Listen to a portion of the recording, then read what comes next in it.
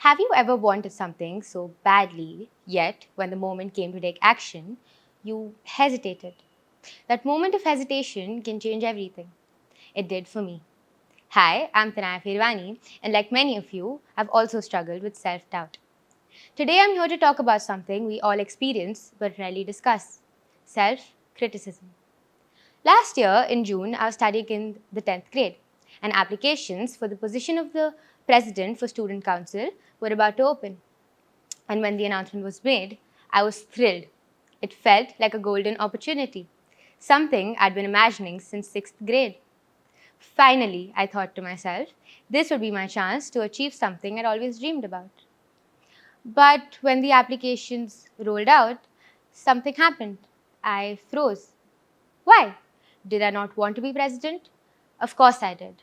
But while excitement stirred within me, another voice kept questioning whether I was cut out for the role. Were there candidates who were far better suited? Would I be embarrassed if I didn't win? My fear of failure was louder than my ambition. And so, I hesitated. And in the end, I didn't even try. I chose to believe in the possibility of failure over my own confidence, and I allowed self doubt to dictate my choices. And I learned the hard way that sometimes the harshest critic is the one living within us. We all know how it feels to fail, to make a mistake, or to not live up to our own expectations. But think about this. When someone we care about deeply faces the same challenges, we're quick to offer them compassion and support. Yet, when we're the ones in their shoes, we tend to be our own enemy. We hold ourselves to standards we would never impose on others, and this is what I like to call double standards for oneself, what is commonly known as self criticism. 2 words, 13 letters, and 4 syllables. Something all of us experience, unknowingly or unwillingly. I researched on this topic thoroughly to find its cause, the psychology behind it, and the impact it has on us. By definition, self criticism is the tendency to evaluate oneself negatively. Interestingly, the term negatively appeared in every article I read, standing out as the common thread. But self criticism isn't just a fleeting thought. It affects us over time.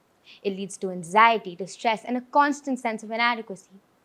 And the scariest part, if you ask me, it stops us from pursuing our goals.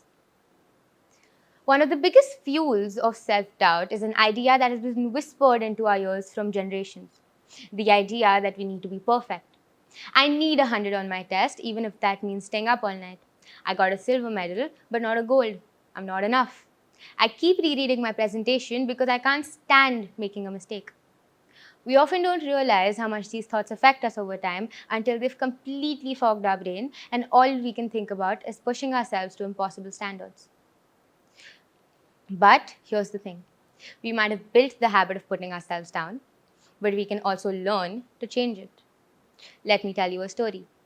Michelle Obama, the former First Lady of the United States, grew up in a working class neighborhood in Chicago and she excelled academically. Despite her achievements, she always felt as if she was not good enough. Even when she attended Princeton, she felt like an imposter because her peers were from privileged backgrounds. Or whether she was the lawyer, community organizer, or even the first lady, she always faced intense self criticism. But Michelle didn't let these doubts define her. She reframed her perspective and acknowledged that self criticism doesn't completely vanish. You learn to manage it, or it manages you.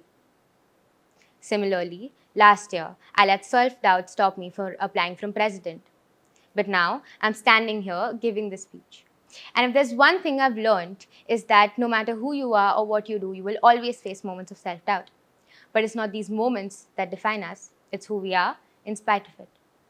So, how do we silence our inner critic? Or better yet, how do we turn it into an inner coach? Here are 3 ways. First, change the C for critical to C for compassion. The next time you're critical about yourself, pause and reframe your thoughts. Instead of saying, I'm going to fail, remind yourself, I'm human, I'm learning, and it's okay to make mistakes. Be compassionate towards yourself. Second, when you're thinking harsh thoughts about yourself, question yourself. Would I say this to someone I care deeply about? If not to them, why do it to yourself?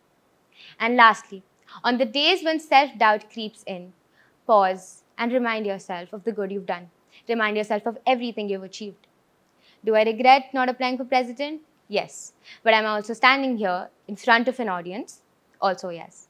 If I can do it, you can too. So the next time that inner critic of yours is whispering doubts into your ears, pause, challenge it, and tell yourself you are capable, you are enough, and you deserve to take up space.